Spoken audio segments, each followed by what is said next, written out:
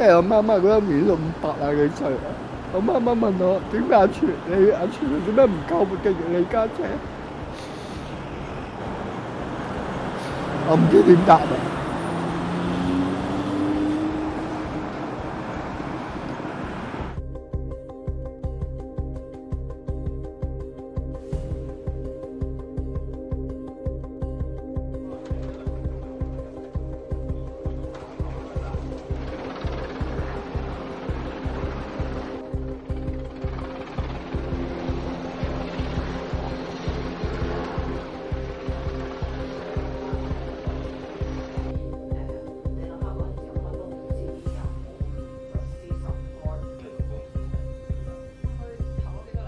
因為其實呢單嘢複雜嘅程度係難過砌1萬塊嘅 puzzle。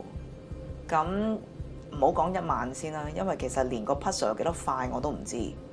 咁所以其實喺10年入邊咧，我哋係從來唔知道事情嘅始末啦。咁我見到係啦，聽佢噏嘢。咁但係就好似乎。因為佢寫得太突然啦，同埋寫得太冤枉啦。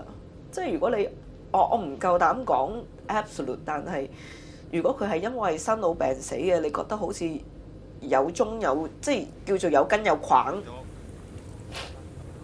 你可能會冇咁傷心咯。